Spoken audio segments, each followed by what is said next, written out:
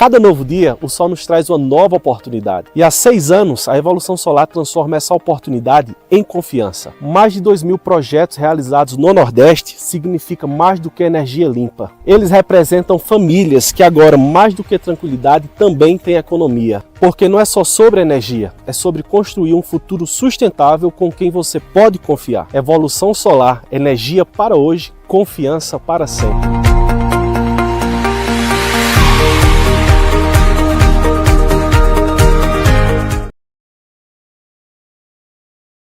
Venha economizar na Império Autopeças. Império Autopeças tem qualidade e o melhor atendimento de toda a cidade. Aqui o preço é justo de verdade. Valorizamos o cliente, aqui é diferente. Baterias, faróis e tudo que você precisa. Império Autopeças é a preferida. Império Autopeças é a preferida. Amortecedores, acessórios e tudo que você precisa. Império Autopeças é a preferida. Império Autopeças é a preferida. Vem pra Império Autopeças. A Império Autopeças está localizada na Avenida Manuel Alves de Carvalho, número 44, bairro Denner, na cidade de Floresta, Pernambuco. Contatos pelo telefone 879-9182-8169. Então já sabe, produtos de qualidade com o melhor atendimento e melhor preço é na Império Autopeças. Vem pra cá!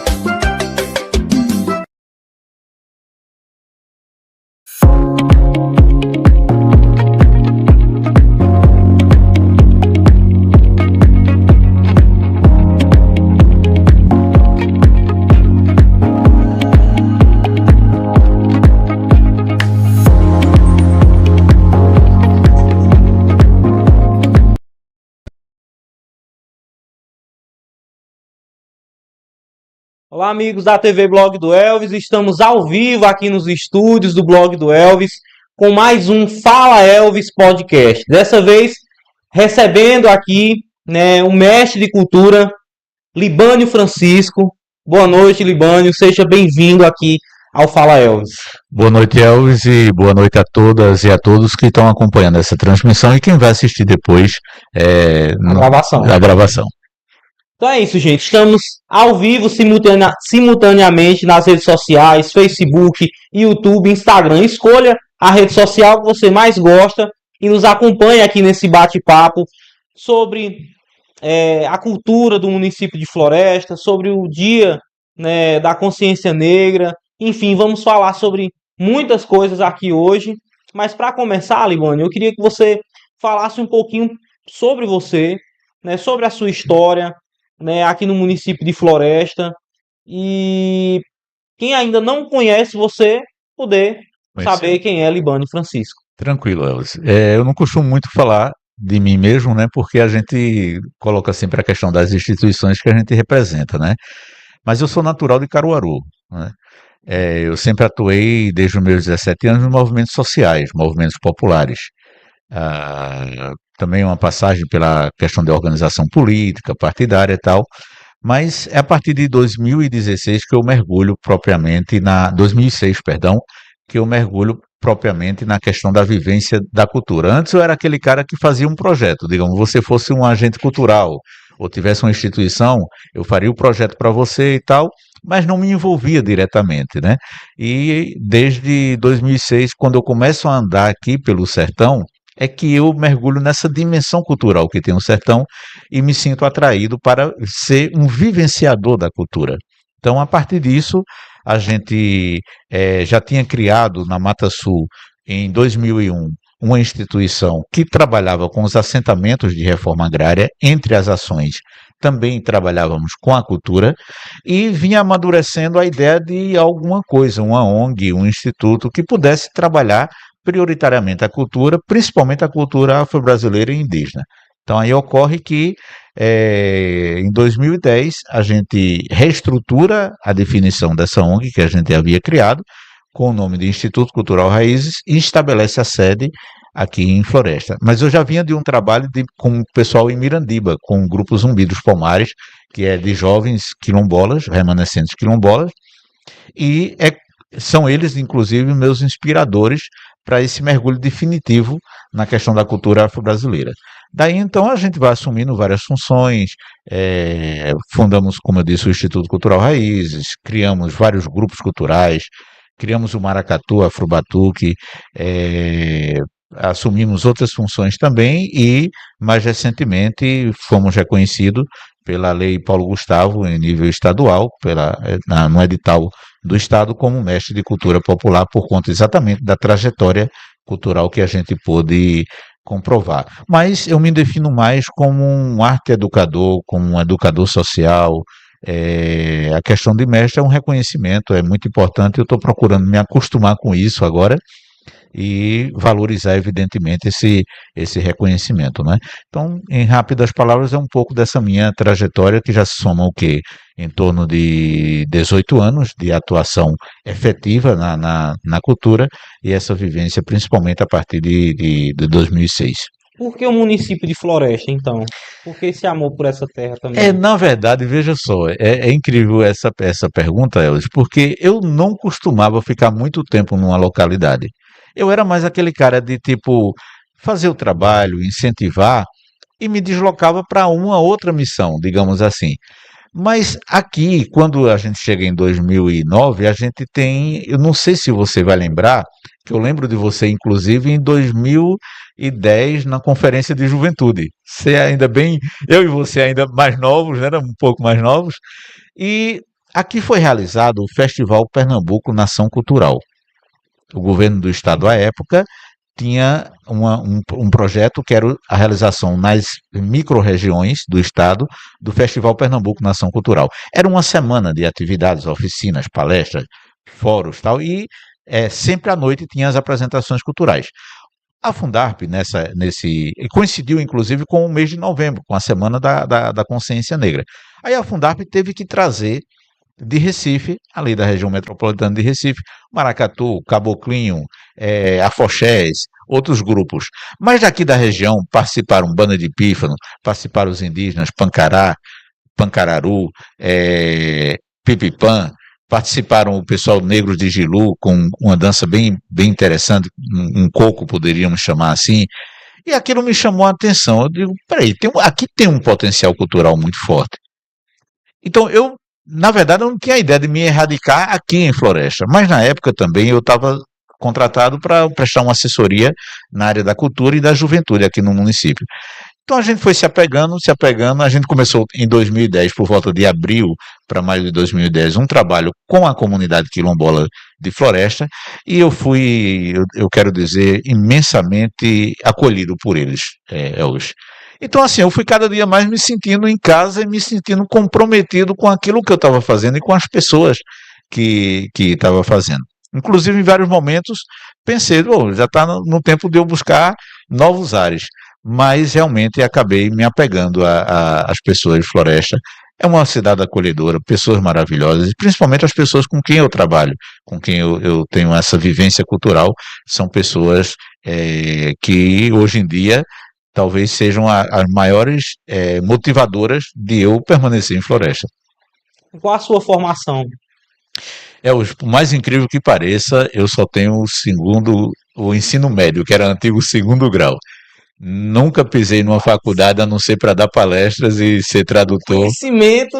Aí foi a vivência. Primeiro, assim, esse conhecimento a gente deve muito ao tempo que eu passei na organização dos movimentos sociais. Então, era, digamos assim, da linha de frente de organização de movimentos sociais, movimentos sem terra, movimento estudantil, movimentos populares de periferia, de favelas.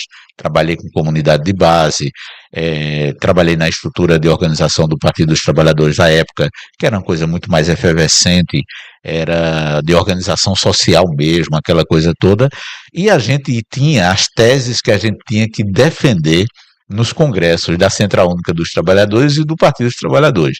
Então, assim, você tinha que entender de economia nacional, economia internacional, política internacional, política regional. Fiz alguns cursos na Universidade de Havana, também em Cuba, cursos de verão, assim, cursos rápidos, mas de grande profundidade também, compreensão sobre a América Latina. Me dedico muito ao estudo da África hoje, das Áfricas, né? Porque não é uma África só, a questão da cultura indígena. Então, no final das contas, eu sou uma espécie de um pesquisador, de um curioso também. E também porque eu acredito que você não deve falar de algo que você não entenda. Então, assim, eu tenho por obrigação, se eu trabalho com culturas tradicionais, se eu trabalho com maracatu, com afoxé, com coco, com todas as demais, com a cultura indígena, eu tenho que entender para quando surgir uma pergunta, eu saber me colocar dentro da realidade, para que outra pessoa não venha a corrigir alguma falha por falta de conhecimento. Então, obrigatoriamente, eu tenho que estar buscando conhecimento e informação atualizada para poder estar me comunicando com as pessoas. Gente, para você que está chegando agora, estamos ao vivo aqui nas redes sociais do blog do Elvis, conversando, um bate-papo, né, sobre cultura, sobre sua história de vida, sobre muitos outros assuntos, e a consciência negra também, que hoje é uma data muito importante, né, Libânio? Né, para o Brasil, para o mundo, para a floresta. É uma data muito representativa, o Dia da Consciência Negra. A gente, para iniciar, eu queria que você falasse um pouco, né, sobre a consciência negra no mundo, no Brasil, em Pernambuco e em Floresta na sequência, né? A importância dessa data não passar só um feriado em si, né? É uma coisa que a pessoa tem que se conscientizar e viver essa data, porque eu tenho minhas origens, né, indígenas, tenho origem também do povo quilombola também. Sou nascido e criado aqui na terra dos tamarindos e sonho em ver algo diferente para o meu povo, com oportunidades para todos. Eu não tive muita oportunidade de estudar como eu queria, né? Eu cheguei a fazer curso de inglês, de informática, é, design gráfico, curso de edição de vídeo. Morei em Recife durante 5 anos para estudar e hoje eu estou de volta aqui na minha terra, né, com um sonho, com um projeto que está sendo realidade hoje, que é o Fala Elvis Podcast. Mas muitos outros jovens da minha mesma idade, da minha origem daqui do município de Floresta, não teve essa mesma oportunidade que eu tive, sabe, Libânio? Então, eu vejo essa data como uma oportunidade das pessoas pensarem mais no que é que precisa ser feito na nossa comunidade, na nossa região, e não ficar só esperando que o governo ou que os vereadores, deputados, enfim, alguém tome uma providência. Eu acho que a gente tem que agir.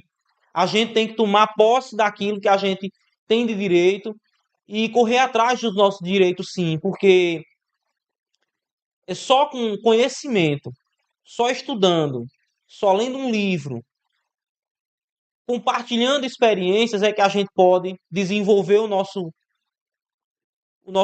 grupo social e deixar de viver tão escravizado, né? Porque por mais que não exista escravidão hoje no Brasil, mas existem muitas pessoas escravas, né? Seja escravas de vícios, como as drogas, que é muito aqui em Floresta. Talvez as pessoas não tenham ideia de quantas pessoas vivem no mundo das drogas, seja o álcool, seja o crack, cocaína e outras mais, ou até mesmo a depressão.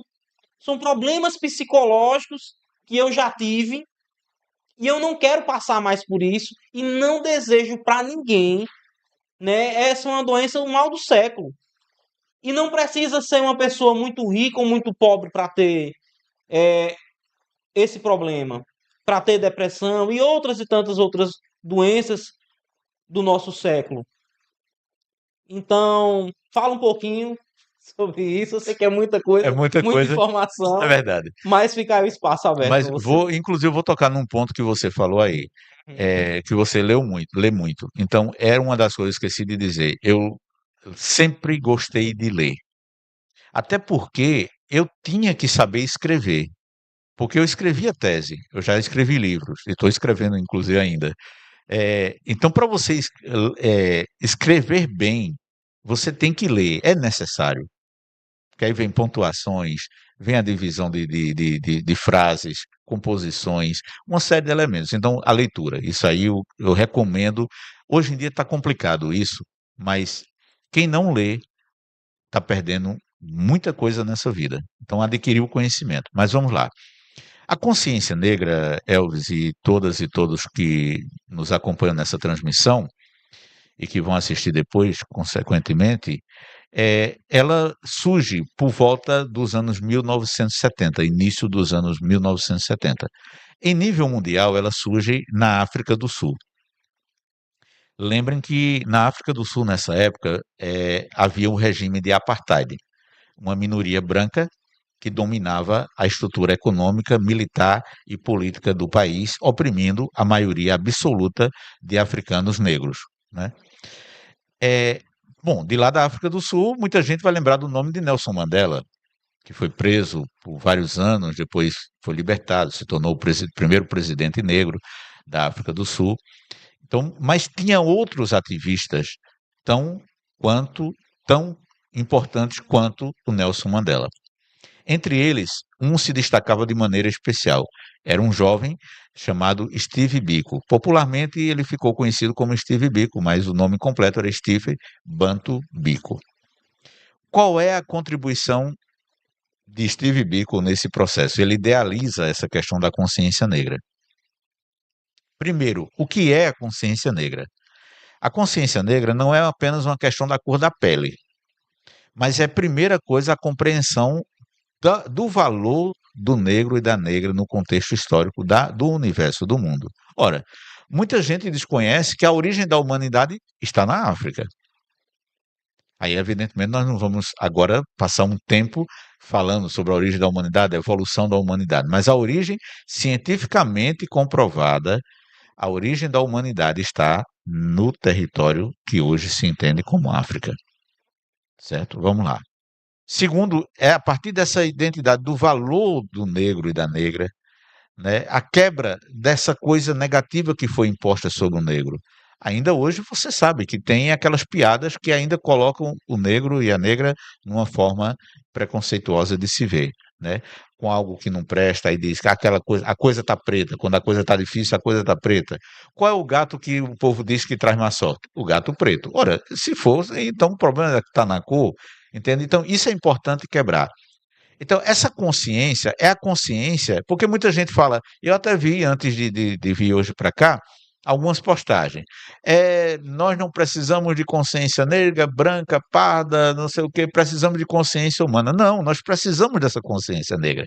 Porque a consciência humana que até hoje impera é a consciência humana que provocou a escravidão dos indígenas, que provocou a escravidão do povo negro, que é um dos maiores crimes da humanidade, né? Então, essa concepção da consciência negra é, primeiro, a identidade, recuperar essa identidade do negro e da negra como seres humanos, sim, né? Primeiro. Então, segundo, essa questão da beleza negra, da beleza de ser negro, né? Não ter vergonha do... Tá na moda agora ser negro, né, também. Agora entrou, né? Melhorou bastante. Quando eu for falar em Floresta, eu vou tocar esse ponto aí, que você lembre que aqui mesmo em Floresta a gente não via tantos jovens e tantas jovens, mulheres, homens... Principalmente o cabelo. Principalmente o cabelo. A gente não via muito isso. Isso há poucos anos atrás, né? Então, ao mesmo tempo, adquirir consciência dessas contradições de como é formada a sociedade. Por que é que existe riqueza e pobreza? Por que é que existe gente melhor assalariado e gente pessimamente assalariado? Por que existe divisão de funções tão importantes dentro da sociedade? Então, compreender essa injustiça que tem na sociedade, a divisão de classe na sociedade. E um quarto ponto que poderíamos dizer é o que você tocou, a capacidade de se organizar e de mobilizar para encontrar soluções. Não esperar apenas no segmento da política, não esperar apenas no segmento dos poderes públicos, sim, cobrar aquilo que é obrigação e que é papel dos poderes públicos de fazer, mas enquanto coletivo, enquanto comunidade, buscar alternativas e buscar soluções para os seus problemas. Então, a consciência negra, em essência, tem mais elementos, mas eu poderia colocar esses 4 elementos. Mas um é principal. Além desses 4 elementos, eu não posso deixar de dizer, é a compreensão do negro e da negra de romper com a subserviência que foi construída e que foi imposta durante todo o processo de escravidão. Porque, infelizmente, ainda tem muita gente dependendo dessa mesma mentalidade de subserviência, que se vende, que se subordina ao poder das pessoas mais ricas. Então, isso é uma realidade. Mas isso não é só um problema do negro e da negra, mas impera, né, e impacta mais o negro e a negra, porque é a maioria da população. Quando a gente soma aqui no Brasil negros e pardos, constituem a maioria da população. Vamos lá. Então, Steve Biko idealiza a consciência negra. Isso no início da década de 1970. Ele é assassinado em 1977, se não me falha a memória. Ao mesmo tempo, porque isso tinha um impacto, o apartheid também era sentido de uma outra forma nos Estados Unidos, com a segregação racial. Lá, os negros e negros afro-americanos não são maioria, são 30 e pouco por cento da população. Mas havia um processo de segregação racial nos Estados Unidos muito semelhante ao apartheid da África do Sul. Para você ter ideia, por exemplo, tinha locais públicos que tinham um bebedouro de água para quem era branco e um bebedouro de água para quem era negro, afro-americano. Um banheiro para quem era branco, um banheiro para quem era afro-americano. Um ônibus coletivo onde o afro-americano só podia sentar nos lugares finais. E se chegasse um branco, tivesse o ônibus lotado, se chegasse um branco, ele tinha que se levantar e dar o lugar ao branco. Então, nesse processo de luta pelos direitos civis dos afro-americanos, se destacaram várias pessoas, vários líderes. Martin Luther King, por exemplo, é muito falado, era um pastor, e se destaca para nós na leitura da questão da consciência negra uma figura que é muito mais importante, que é o Malcolm X. Ele era muçulmano e ao mesmo tempo líder de um dos movimentos. Então, Malcolm X era identificado com esse processo da consciência negra, de ir mais a fundo na luta do negro e negro, não apenas pelos direitos civis, mas por mudanças, transformações na sociedade. Ou, no mesmo tempo que Malcolm X, mas também depois, o Partido dos Panteras Negras, lá nos Estados Unidos, também cumpriram um grande papel nessa questão da consciência negra em nível mundial, porque eles, além de ser um partido político organizado por negros e negras, somente por negros e negras, entre suas bandeiras de luta tinha também a questão da consciência negra. Bom, o que acontece no mundo repercute também aqui no Brasil. Aqui no Brasil, a gente, nessa época, na década de 70, vivia sob a ditadura militar, que tinha sido iniciada com o golpe de 1964. Mas em Porto Alegre se reuniu um grupo de estudiosos, gente ligada ao teatro, à cultura, negros e negras, e fundaram um Grupo Palmares. Em 1971, esse Grupo Palmares se reúne e define que o 13 de maio não era mais referência para o povo negro, porque após a abolição ficou-se trabalhando muito o 13 de maio. Então, havia muitas comemorações no 13 de maio, mas começou-se assim a entender que essa leitura do 13 de maio ela era insuficiente, não atendia essa perspectiva de formação da consciência do povo negro, porque incluía no 13 de maio o agradecimento à princesa Isabel por ter assinado a Lei Áurea. Só que a Lei Áurea foi assinada, e Elvis, e as pessoas que nos acompanham, os negros foram jogados fora, para as ruas, viviam nas fazendas, nas grandes fazendas. Então, não, acabou a escravidão, sai, está livre. Mas está livre sem casa para morar, sem terra para plantar, sem roupa para vestir, sem trabalho, sem dinheiro, sem nada.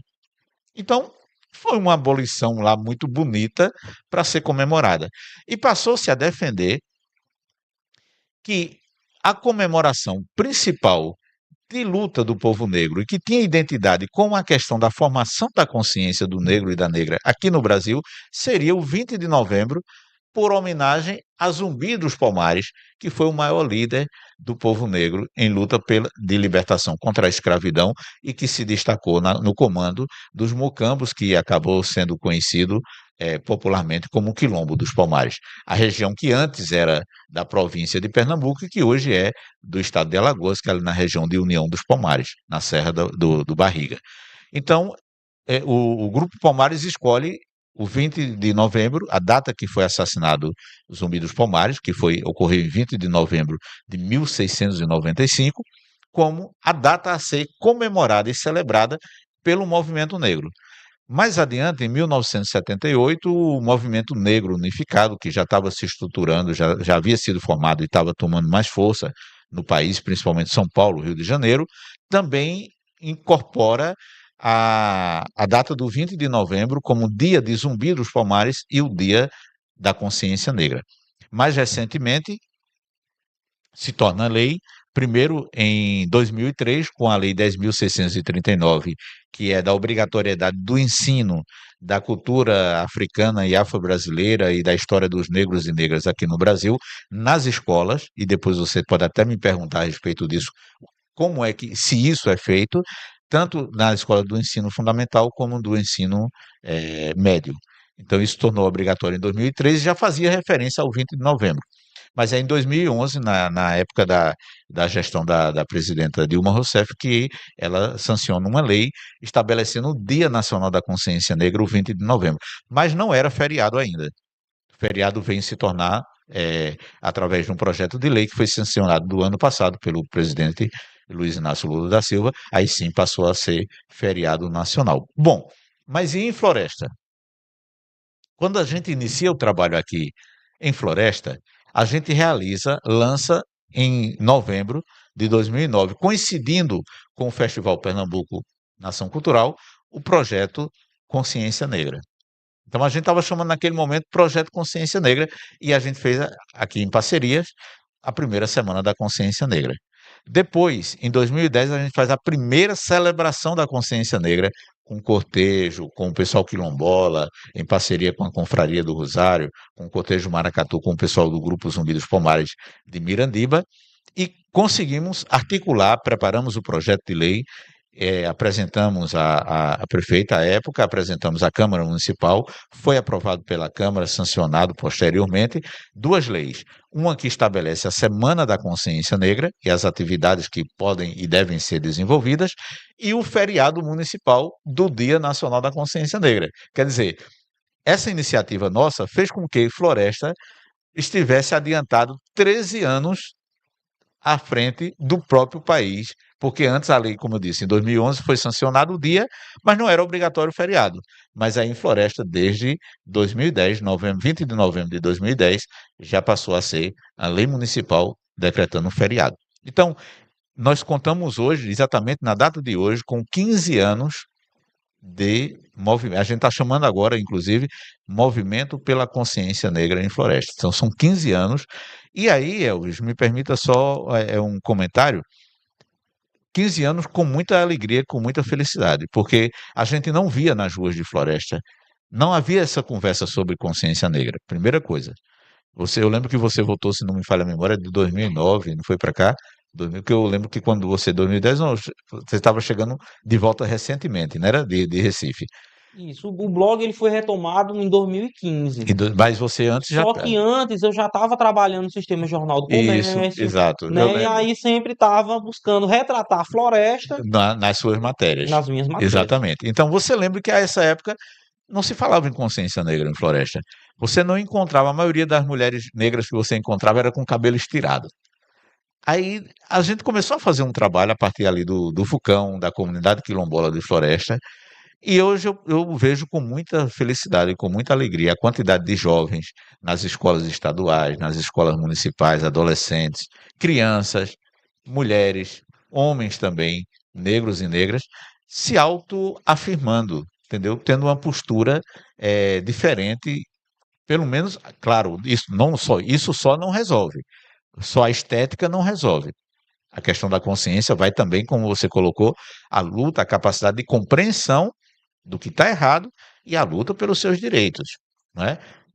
Agora, que é bonito de se ver uma mudança de atitude na comunidade negra, de Floresta e da região, né? É como você diz, agora é moda, cabelo cacheado, a trança, e é bom que seja essa moda. Você vê até pessoas de pele clara também colocando trança afro, fazendo penteado afro, se identificando com a cultura. No nosso maracatu, por exemplo, a gente tem a negritude representada, tem pessoas de pele mais clara, mas se sentindo negro e negra do ponto de vista daquilo que traz essa consciência de que a sociedade a gente precisa lutar pela igualdade racial também. Mas para não me alongar muito numa resposta, é mais ou menos esse desenho entre o que aconteceu em nível mundial da consciência negra, desde a sua idealização pelo Steve Biko, a centralização aqui no Brasil dessa referência, a referência da consciência negra 20 de novembro é Zumbi dos Palmares.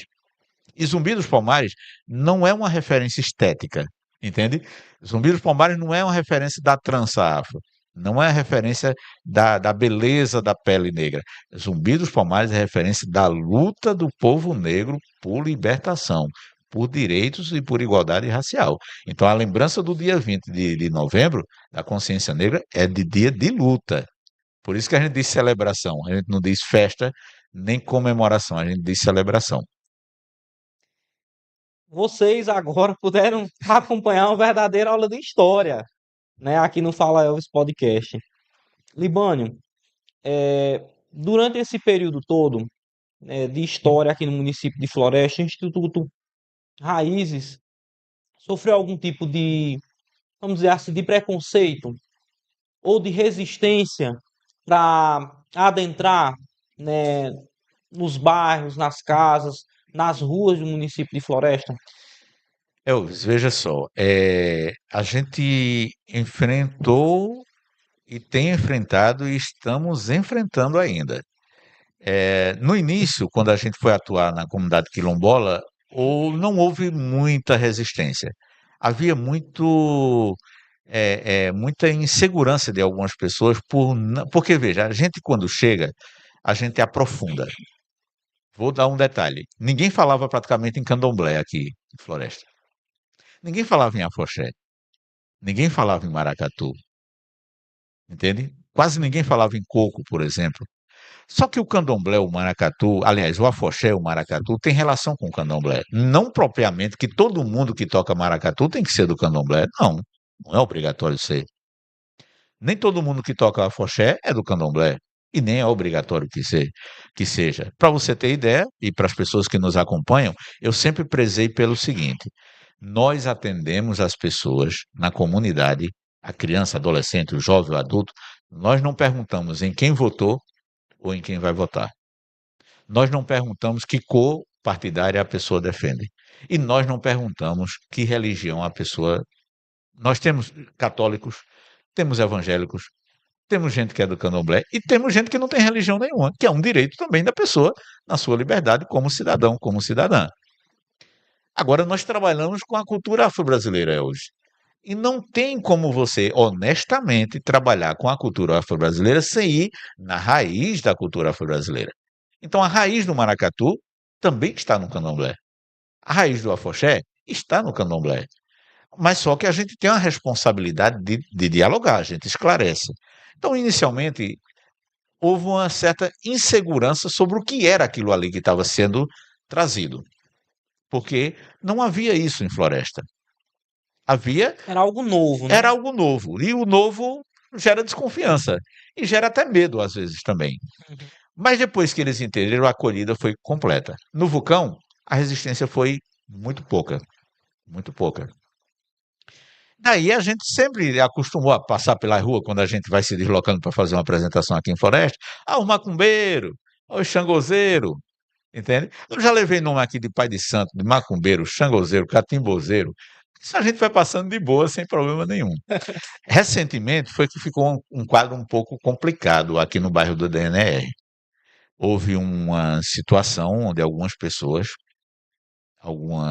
da Igreja Católica e alguns poucos evangélicos também, que promoveram uma campanha muito forte tipo ir de casa em casa, conversar com as mães, dizendo tire seu filho ou tire sua filha, porque ele está fazendo lá é macumba. E mesmo que ele diga que não é, é. Então foi um trabalho assim bastante complicado para a gente. Parte das pessoas que participavam se afastaram, crianças, adolescentes. A gente estabeleceu um diálogo, né? Temos uma gratidão imensa ao Bispo Diocesano Dom Gabriel, porque o espaço que a gente utiliza para desenvolver nossas atividades no DNR é cedido por ele, pela Diocese de Floresta, e ele foi bastante compreensivo, nos deu apoio, e a gente conseguiu resistir, conseguimos reerguer. Não ainda como a gente, mas a gente procura ter uma comunicação positiva, respeitando, né, evidentemente, e não procurando se confrontar com a pessoa em si. E sim esclarecer que aquilo que a pessoa estava colocando não se passa, porque eu digo isso com todas as pessoas que participam e que são ligados ao candomblé, mas a maioria não são. Mas essas pessoas que não são, elas compreendem que o que a gente está cantando tem suas raízes, entende? Então, assim, nada que impeça. O que a gente realmente sente a falta aqui, Elvis, e as pessoas que nos acompanham, é uma maior compreensão, eu diria, dos poderes públicos, sabe? Não há uma compreensão maior da importância disso que está sendo feito. Você tocou num ponto, Elvis, que isso eu venho batalhando desde que cheguei aqui em Floresta, porque eu tenho uma compreensão, eu conheço a região, eu já andei por muitas localidades aqui dessa região e corroboro na sua preocupação, como se diz no popular, assino embaixo. As pessoas não têm a dimensão de quantos jovens usam drogas aqui dentro de Floresta. E não é só a droga que normalmente o povo. A bebida alcoólica, a quantidade de adolescentes, hoje, que consomem bebida alcoólica. Muita gente acha ruim porque nas nossas atividades eu não aceito bebida alcoólica. Não aceito. Porque ela é entrada de várias situações, de brigas, de confusão, de animosidades. Então, por exemplo, dia 23 você já acompanhou várias celebrações da consciência negra. Você viu que não tem confusão, porque não tem bebida alcoólica no meio. Não vai haver essa possibilidade. E três coisas são fundamentais, eu acredito, e era para todo o bairro ter. Eu acredito que a educação, somada à cultura e ao esporte, é uma perspectiva concreta e positiva para afastar muitas crianças, adolescentes e jovens de uma situação de risco. Situação de risco que eu digo de acesso às drogas e a outras coisas. Então, era para ter em cada comunidade da periferia de uma cidade, como eu não digo só Floresta, não, da região. Era para ter em cada bairro da periferia um núcleo de cultura e esporte. Uma quadra poliesportiva funcionando, com atividades organizadas. Não é só a quadra lá, não, para o povo chegar e jogar, não, mas com atividades formativas, descobrindo novos talentos, novos atletas. Assim como, por exemplo, o Paiacan faz ali no trabalho dele. Uma escolinha, era para ter uma escolinha em cada bairro. Centro cultural era para ter em cada bairro. Entende? A educação nas salas de aula, por que não colocar atividades culturais? Eu venho insistindo isso. Atividades culturais, oficinas de artes, oficinas. Não precisa ser só de maracatu, não, nem de afoxé, só de coco, não. Oficina de música, aprender a tocar um violão, aprender a tocar um instrumento de sopro. Isso era para estar na escola. Isso desde o ensino fundamental ao ensino médio. Só banda marcial não resolve. Me desculpe, eu não estou querendo agredir ninguém, mas só isso não resolve. Aula de música, porque à medida que você está mergulhado em aprender a tocar um violão, você está aprendendo outras coisas também, entende? Então, isso eu acredito que falta, infelizmente, é esse despertar para a importância e a dimensão desse trabalho. Elvis, me permita só uma coisa a mais. Né? A gente recebe visita de fora, da Fundarp, de outras pessoas, e quando alguém que me conhece, que eu sou razoavelmente conhecido ali, Caruaru, a Mata Sul, Recife, Libano, tu tá onde e tal? Não, estou em Floresta. Rapaz, o que é que tu tá fazendo por aí? Rapaz, eu estou fazendo um trabalho cultural e quando o povo fica sabendo que aqui em Floresta tem um maracatu, e que esse maracatu é um dos primeiros criados no sertão de Pernambuco, onde a gente consegue colocar hoje Floresta no cenário nacional, sendo o único ponto de cultura reconhecido pelo Ministério da Cultura, é o nosso aqui em Floresta. O único Fora que vocês se apresentem em outros municípios, em outro município sempre também. levando o nome de floresta, sempre fazendo a propaganda do nome de floresta, das coisas positivas.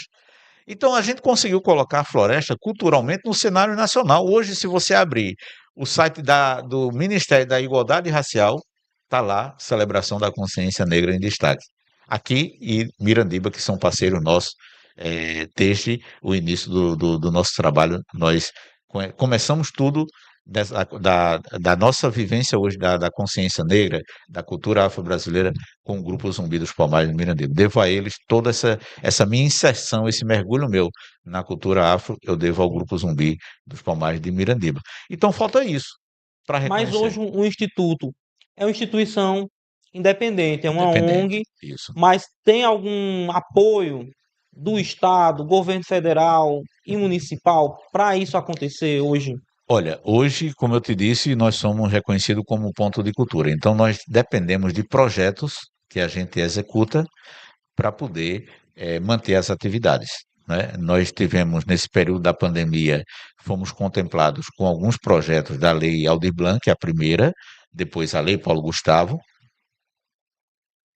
Da Lei Paulo Gustavo no município, a gente está terminando um documentário em audiovisual, que vai ser até interessante divulgar depois, que são as raízes indígenas e africanas de floresta. Estamos terminando, tivemos alguns probleminhas, perdemos vários arquivos do computador. O Maracatu também ele é constituído como uma instituição não governamental, tem outro projeto também está em execução. Acreditamos que agora, em meados de dezembro, a gente vai fazer a exibição dos 2 documentários. E nós fomos agora premiados pelo Ministério da Cultura como um ponto de cultura. Fomos o 4º ponto de cultura em todo o sertão de Pernambuco a ser premiado com esse reconhecimento pelo desenvolvimento das atividades enquanto ponto de cultura. E tivemos mais 3 projetos aprovados, 2 pela Lei Paulo Gustavo, um do Instituto Cultural Raízes e um do Maracatu Afro-Batuque, para oficinas de maracatu, oficinas de afoxé, de coco, dança e percussão, né, e de samba reggae também, e também fomos selecionados num projeto do governo do estado, Funcultura, um pequeno projeto, ele é chamado de microprojeto, aí a gente colocou o título de Audiovisual Quilombola, vamos estar desenvolvendo ela agora, entre dezembro e janeiro, com as comunidades quilombola de Floresta e de Mirandiba. Então, a gente sobrevive dos projetos. Infelizmente, agora também na PENAB municipal, tivemos, infelizmente, uma situação que não se configurou positiva e o recurso teve que ser devolvido. E, infelizmente, foi um prejuízo para a cultura em geral, para os fazedores de cultura em geral. Mas eu não quero entrar nesse detalhe, porque isso já foi uma pauta que já foi bastante debatida, e eu quero aproveitar esse momento para trazer mais coisas positivas do que propriamente um fato negativo. Quais são as atividades hoje que o Instituto Cultural Raízes desenvolve aqui na cidade de Floresta? A pessoa que está assistindo, que está acompanhando a gente ao vivo agora através das redes sociais, e vai entender, eu gostei do projeto, gostei da iniciativa, como é que eu faço para participar? Bom, as atividades que nós estamos mantendo, como eu disse, é com base nesses projetos que foram aprovados, né? Então, por exemplo, a gente está terminando agora uma etapa do projeto Tambores da Resistência, do Maracatu Afro-Batuque, que nós fizemos uma primeira etapa de oficinas, estamos entrando na segunda etapa agora, que é oficinas abertas ao público em geral, e também estaremos levando essas oficinas para algumas escolas. Estamos dialogando com algumas escolas estaduais e também com o Instituto Federal, com o IFE, para oferecer essas oficinas. Do Instituto Cultural Raízes, nós temos agora, já entrando também na segunda etapa, as oficinas de maracatu, afoxé e coco, sendo dança e percussão, e também de samba reggae.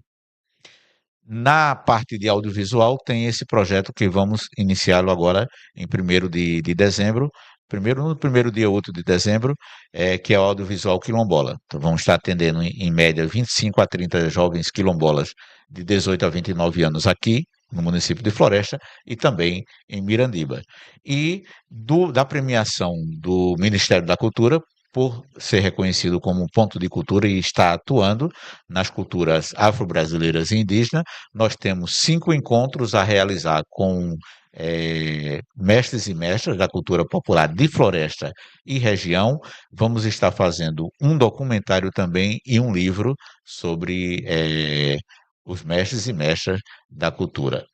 Inclusive, eu quero aproveitar a oportunidade, Elvis, e as pessoas que nos escutam, na semana que passou, nós perdemos, né?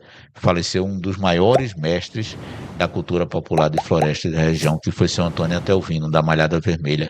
Era mestre de São Gonçalo, sanfoneiro, e infelizmente, já com a certa idade avançada, a saúde já debilitada, ele veio a falecer. Nós estávamos prevendo fazer uma entrevista com ele agora, no mês de dezembro, esperando passar essa coisa de campanha eleitoral e tal, e a gente ia estar fazendo uma entrevista com ele, e íamos fazer um momento para, que ia ser o aniversário dele agora em dezembro, e a gente ia fazer uma celebração especial e uma homenagem especial a ele, né? Agora vamos ter que fazer uma homenagem pós-morte, né? Que eu prefiro sempre fazer as homenagens às pessoas em vida. Mas a gente vai estar, inclusive, aqui no DNR, no nosso espaço, constituindo uma galeria de mestres e mestras da cultura popular de Floresta. Essa galeria vai se chamar Antônio Atelvino, mestre Antônio Atelvino. Tem uma programação também, né? Sim. A ser executada. Das atividades. Sim, sim, vou falar nela. E nessa galeria nós vamos estar homenageando outros mestres também, como o mestre Elias de Flora, Pedro Eusébio, que é um mestre também, e esse vai ser em vida, né? O mestre Zé Barros também, que era aqui dos Paus Pretos, que era tocador de sanfona, consertava instrumento, era de São Gonçalo também. Então a gente vai estar fazendo uma galeria de homenagem aos mestres, os que já se foram mestres e mestras e os que continuam vivos. E agora, dia 23, no próximo sábado, a gente vai estar fazendo a 16ª celebração da consciência negra em Floresta. Por que não hoje? Porque os grupos convidados que vêm de fora não têm condição de vir no dia de hoje. A gente sempre prefere o final de semana porque é mais fácil conseguir transporte, porque infelizmente não há tanto apoio para a cultura popular como a gente deseja. Então nós vamos estar realizando no bairro DNR, estamos recebendo o grupo Batuque do Sertão de Arco Verde, um grupo de maracatu também, certo. E nosso parceiro já de vários anos, que é o grupo Zumbi dos Palmares de Mirandiba, que é também ponto de cultura. Dia 23 agora sábado, a partir das 7h30 da noite, aqui no bairro DNR, logo depois da creche, ali perto da igrejinha católica, é onde fica situado o local que funciona a nossa sede e a sede do Ponto de Cultura também. Então é isso, gente. Para você que está chegando agora, estamos aqui no Fala Elvis Podcast com Libânio Francisco, mestre de cultura popular aqui do nosso município de Floresta, né? E o coordenador, representante aqui também do Instituto Cultural Raízes. Libânio, estamos chegando ao fim desse nosso bate-papo. Eu sei que, a depender da gente, passaria muito mais tempo. Eu tenho certeza que o pessoal que está aí em casa se aprofundou bastante na história, no conhecimento sobre a consciência negra, no Brasil, no mundo, em Floresta.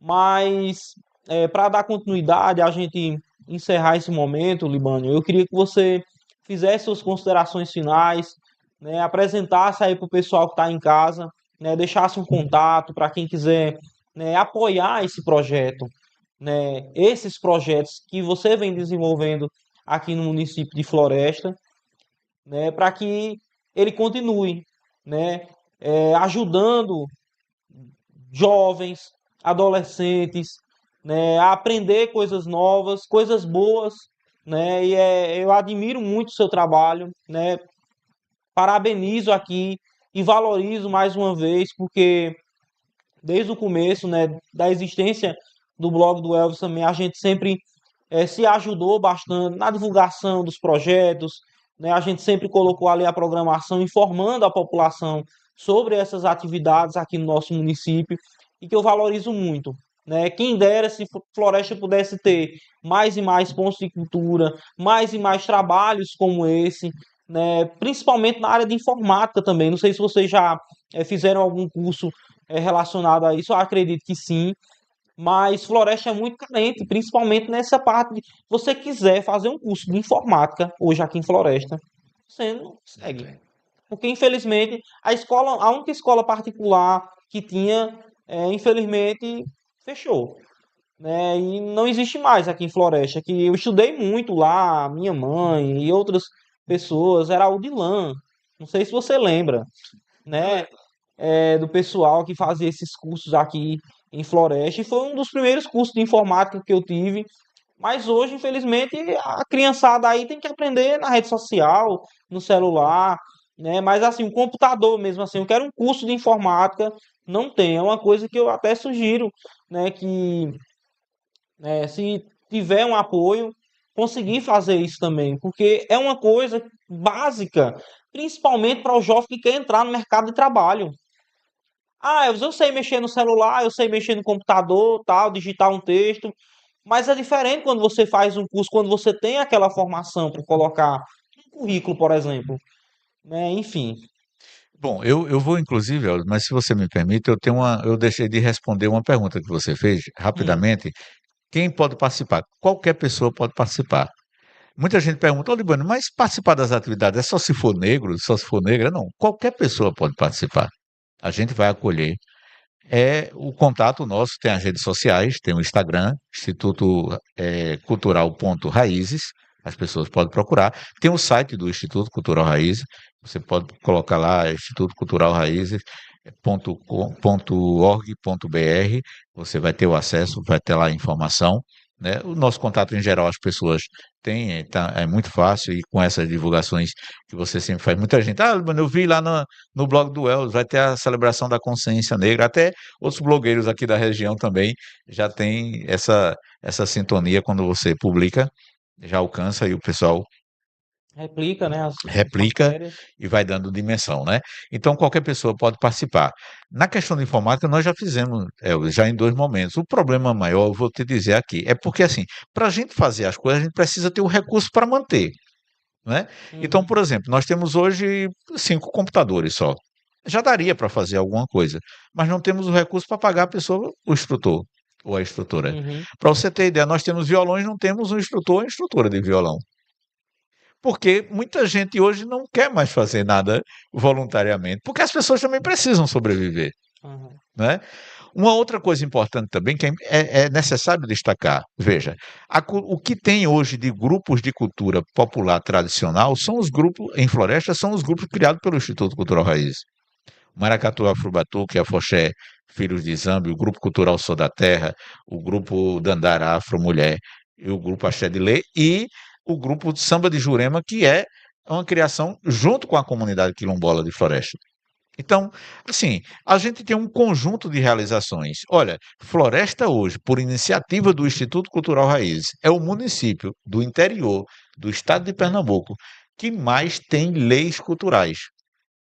Se puder, até depois de um momento, a gente pode vir só falar sobre essas leis, quais são as leis culturais de floresta e que benefício elas trarão sendo implementadas. Porque o problema das leis, muitas vezes, não é ela existir, é ela ser implementada. Como é a nossa pauta, nós vamos estar entregando agora, nesse final de ano, tanto a Prefeitura como a Câmara Municipal, uma pauta de reivindicações do Instituto Cultural Raiz. Uma delas é a implementação da Lei 10.639 e 11.645 nas escolas. Isso tudo que a gente está falando aqui era para estar dentro da escola, não só no 20 de novembro. Eu acho que você vai Uhum. entender, não adianta só o 20 de novembro. Não adianta. Chegar no período da Semana da Consciência Negra, fazer uma palestra aqui, fazer uma oficina ali, uma entrevista, isso é bom, isso é importante, tá dando. Mas o importante é vivenciar isso no dia a dia. Porque aquele aluno, aquela aluna, ele precisa compreender, os professores e professoras precisam compreender esse processo no dia a dia. Quando a gente chegar na Semana da Consciência Negra, é para culminância, é para celebrar isso, o resultado do ano inteiro, né? Mas eu quero entrar nas minhas considerações finais fazendo um agradecimento especial, Elvis, porque ninguém faz nada sozinho nesse mundo, não é verdade? Então, aqui em Floresta, eu quero fazer uma gratidão, a minha gratidão primeiramente ao pessoal de Mirandiba, ao Grupo Zumbi dos Palmares. Eles, como eu disse, eles que me estimularam e são minha referência para ter esse mergulho, somos parceiros, estamos agora fortalecendo ainda mais essa parceria, então eu devo muito ao Grupo Zumbi dos Palmares e tenho um amor todo especial por eles. Aqui em Floresta, a comunidade quilombola da Associação Raiz Negro do Pajeú, especialmente a Zefinha, a Mariana, os demais que fazem parte da diretoria, Bela, Dona Gracinha, entre outras pessoas, que me acolhem com um carinho imenso e que tem crescido muito na vivência, né? Tanto é que hoje essa novidade que é o samba de Jurema, que é pegar as cantigas antigas de terreiro, que tem mistura inclusive com as suas raízes indígenas também e afro, e a gente colocando um batuque, está sendo uma coisa muito bonita e já está dando o que falar positivamente. A equipe de coordenação hoje dos nossos trabalhos, né, enquanto eu estou aqui, por exemplo, te dando essa entrevista, tem um pessoal lá na sede fazendo a arrumação da sede, mas a arrumação como contribuição, é a nossa equipe de coordenação hoje. Quero agradecer imensamente às pessoas que estão sendo decisivas nesse momento do nosso trabalho. A Laizinha, a Andara, a Júlia, a Carol, a Humberto, entre tantos outros. A turma aqui do DNR que participa, que você precisa ver, é uma turma maravilhosa, toda crianças, adolescentes. Isso é o que nos motiva e que dá energia para a gente continuar participando das coisas e levando esse projeto, né? E agradecer a você pelo espaço, Elvis. Você tem sempre compartilhado, divulgado as nossas programações, fazendo-se presente, fazendo a cobertura, e desde já lhe convido para estar conosco no dia 23, porque a gente precisa também disso, de que as pessoas conheçam. Olha, já aconteceu aqui, é incrível, já aconteceu lugares da gente se apresentar aqui em Floresta e a pessoa chega para mim e perguntar, mas esses são de onde? Oh, minha gente, são de Floresta. O problema, Elvis, é que a gente está nas periferias. Problema não, é ótimo. E muita gente em Floresta não anda nas periferias, costumeiramente. Aliás, anda no período de eleições, né? Com todo o respeito que eu tenho, anda no período de eleições. Mas no dia a dia não está na periferia de Floresta. Aí não sabe quem é aquela menina, quem é aquele menino, quem é aquela adolescente, aquela jovem, aquele jovem que está tocando maracatu. Aí pensa que é da Bahia, porque pensa que essas coisas só tem na Bahia ou tem fora, né? Como a gente já chegou em escola perguntar sobre maracatu, as pessoas não sabem responder. Nem professores não sabem responder. E a gente está no estado de Pernambuco e o maracatu é uma criação autêntica do estado de Pernambuco. Não tem nenhum outro estado do Brasil. A criação. Tem grupos. Hoje tem grupo percussivo em vários estados do Brasil, até fora do país. Mas a criação do maracatu foi em Pernambuco. Então é obrigatório que quem é pernambucano, em qualquer canto do estado de Pernambuco, conheça o que é o maracatu. Mas a gente está assim, me despedindo é um trabalho de luta, de resistência, que é o significado da própria data do Zumbi dos Palmares, do dia 20 de novembro, como eu falei anteriormente, e é o que nos motiva a continuar firmes nessa trajetória, né? Mas queremos, evidentemente, alcançar outras etapas de poder estar trazendo. A gente já teve um momento que a gente teve cursos de artesanato, informática, as oficinas de arte, dança, percussão, que eu acredito muito nisso que você colocou. É preciso profissionalizar os nossos jovens e com uma compreensão diferente. De edição de vídeo, teatro. Isso, tudo isso. Enfim, é preciso. A gente tem um potencial enorme, imenso, mas às vezes falta uma oportunidade, falta assim, alguém que diga assim, eu vou fazer, olha, meter a cara. Enquanto a gente está nessa transmissão, quem é que está segurando a transmissão ali? João Vitor. João Vitor, qual a idade de João Vitor? Acho que ele tem 18 anos. 18. É 18, João Vitor? É isso mesmo. Aí, quantos jovens na idade de João Vitor têm vontade, potencial, como você está dizendo, mas falta incentivo, o despertar. Por isso que eu acredito, e a gente vai estar sempre cobrando dos poderes públicos, investimento na cultura, Investimento na cultura, investimento na cultura, investimento na cultura, na educação e nos esportes. Essas três coisas são fundamentais para uma perspectiva diferente para o futuro desses nossos jovens e dessas nossas jovens. Que não seja, que é triste, quando a gente vê um jovem se perder. Você mesmo colocou, essa região é uma das regiões onde mais as pessoas estão ansiolíticos. Mas é porque também porque não tem nada para fazer. Tem. Imagina o dia a dia das pessoas e não tem um consumo de uma cultura diversificada também, né? Das suas raízes culturais. Mas é isso. Nosso agradecimento e esperamos em outras oportunidades estar tratando de outros temas contigo também. É isso aí, gente. O Fala Elvis Podcast vai ficando por aqui. Minha língua fica coçando, muitas perguntas, muitas coisas. Mas aí ficam, né, cansativo também, muito longo. E eu quero ter a oportunidade de chamar você aqui mais vezes, chamar pessoas da cultura daqui da cidade de Floresta também, abrir esse espaço, né? Se você que é leitor aí do blog, tá assistindo, né, esse conteúdo, né, entre em contato com a gente, dê sugestões, dicas, opiniões, críticas também. Eu recebo muitas críticas também. Eu gosto de ser muitas vezes criticado, às vezes, porque às vezes na crítica é onde a gente constrói algo melhor, né?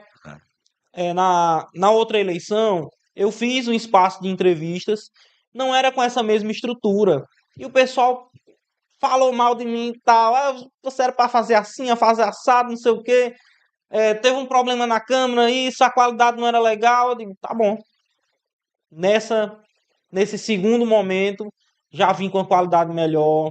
Tirei de onde não tinha, que eu estava comentando também nos bastidores, né, para fazer isso que a gente está fazendo agora. Talvez você que está aí do outro da telinha não saiba, não sei se tem alguma câmera mais aberta, mas a estrutura que a gente tem aqui hoje, graças a Deus, é uma estrutura onde a gente vai poder produzir muito mais conteúdo. É um conteúdo da terra. Eu quero trazer influencers, pessoas da nossa cidade para falar e para ter voz também, né? O blog do Elvis surgiu com essa missão, Libânio, de levar informação com credibilidade, de dar espaço para a população. A minha esposa que está ali atrás das câmeras, às vezes ela fica com a mão na cabeça, meu Deus, esse menino é doido, como é que porque às vezes eu fico falando para ela dos meus sonhos, né? Falando para ela das minhas ideias que eu tenho para a floresta, de inspirações, né? Inclusive em outros estados, em outros veículos de comunicação, coisas que lá fora é comum, mas que para a gente aqui é algo novo, né? Recentemente a gente lançou nas redes sociais o Boca no Trombone, né? E muita gente veio no meu privado me criticar, às vezes muita gente fala lá nos comentários, por que você está fazendo isso? Por que você está fazendo assado, tal, mas talvez muita gente não saiba que isso é normal em uma cidade grande. E é um serviço à comunidade como um todo. É um serviço, você está prestando um serviço à comunidade. E às vezes o pessoal interpreta, né, de uma forma negativa, quando na verdade era para ser positivo. Né? Enfim, às vezes eu fico triste também, mas por outro lado eu uso essas pedradas que jogam em mim para fazer algo melhor. Me permita, não tem um ditado que diz: ninguém joga pedra em árvore que não dá fruto. Quando alguém me persegue diretamente pelo trabalho que eu faço, ao invés de eu esmorecer, eu recupero mais vontade ainda de fazer. Porque, veja, se era possível que condenar o que eu faço, me chamando de macumbeiro, sem nem entender o que é, que essa pessoa nem compreende o que é e, ao mesmo tempo, procura diminuir. Quer dizer, quando você procura criminalizar o outro por uma atitude, você não está sendo correto, não é verdade? Mas isso não me fez desistir, muito pelo contrário. Até porque quando eu olho para uma criança, que é o propósito daquilo que a gente os sonhos da gente, esse é o problema. Quando eu olho para uma criança, quando eu olho para um adolescente e um jovem que pega um instrumento, Elvis, e as pessoas que nos acompanham, que muitas vezes têm uma dificuldade na escola e sabe tocar 4, 5 instrumentos, como é que isso se explica? Entende como é? Porque ninguém é incapaz. Quando eu vejo uma pessoa que tem dificuldade, eu trabalho ela para que ela supere a dificuldade dela. Então, as pessoas, quando não compreendem, deveriam procurar saber o que é aquilo ali, né? Mas, infelizmente, é assim mesmo. Mas é isso. A gente que tem sonhos nunca vai deixar de ser combatido ou criticado. Mas a gente tem que acreditar naquilo que a gente faz. Porque se você faz algo e não acredita no que você faz, não vai durar muito tempo. O tempo que você tem de experiência aqui e o tempo que a gente está desenvolvendo aqui esse trabalho, aqui em Floresta, é porque a gente acredita naquilo que faz. Porque se não acreditasse, já tinha fechado as portas há muito tempo. É verdade. E a gente faz isso também por amor também, né, Libânio? Porque, assim, dinheiro mesmo, quem trabalha nessa área social, cultural, e a gente também aqui, desse outro lado, da imprensa, não dá para ganhar dinheiro e viver bem com o dinheiro, né? A gente faz isso porque ama, porque gosta e porque se sente bem fazendo isso. Eu, pelo menos, eu acredito nisso. E eu acredito que tem mais pessoas lá do outro lado da telinha que também concordam, né, com essa mesma linha de raciocínio e precisa de uma oportunidade, precisa de um espaço, né? Floresta, inclusive, tem muitos jogadores bons de futebol se destacando por aí afora.